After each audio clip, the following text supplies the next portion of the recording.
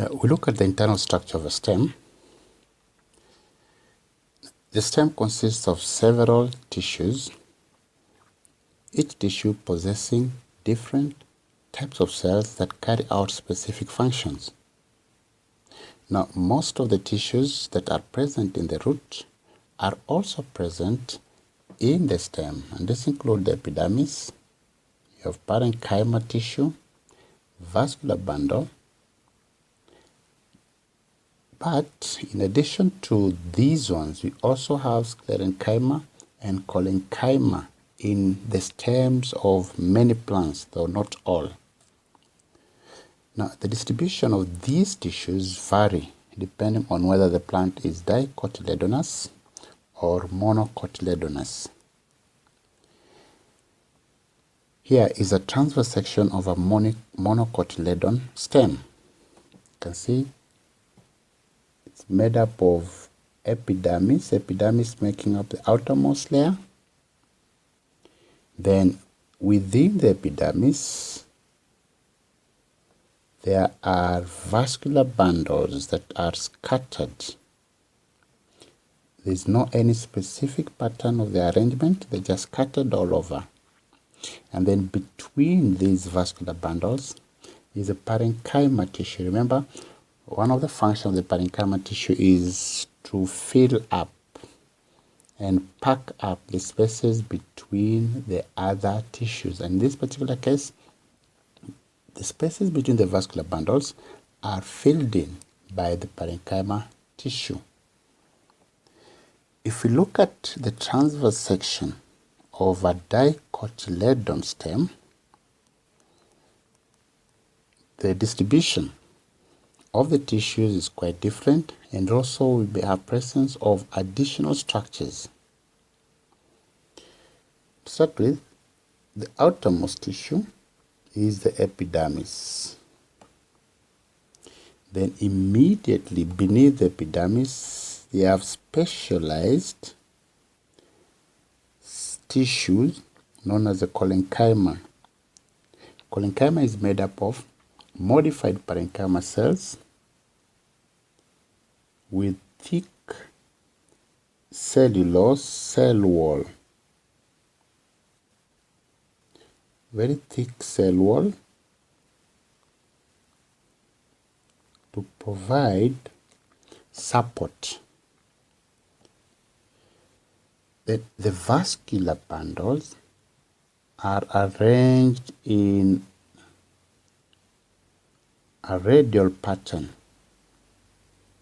towards the margin.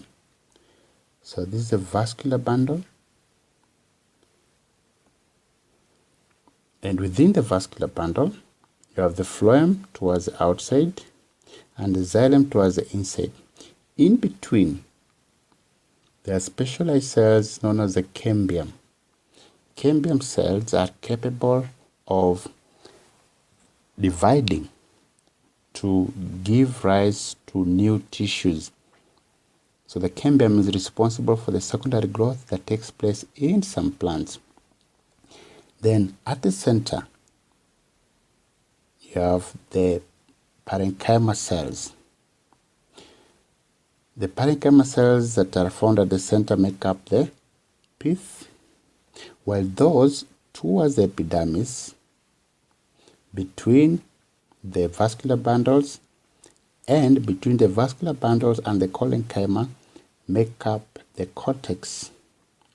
Now, in many plants, just to the outside of the phloem, there's a region of specialized support fibers made up of dead cells that is known as the sclerenchyma. So sclerenchyma consists of support structures located just to the outside of the phloem on each vascular bundle. The function is to provide support. Just like also collenchyma, its function is to provide support.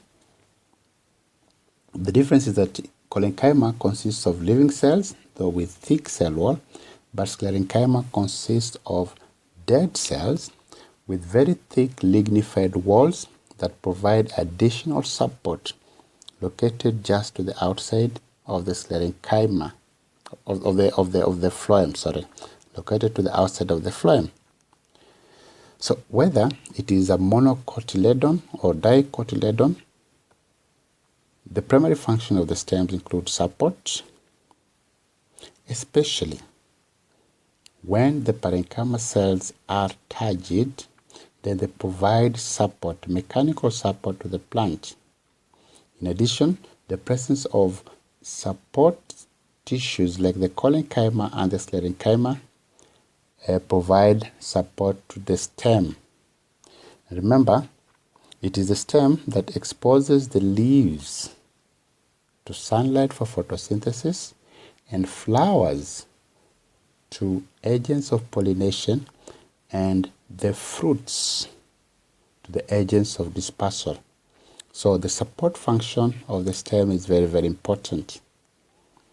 Secondly, the second primary function of the stem is conduction of water and mineral salts.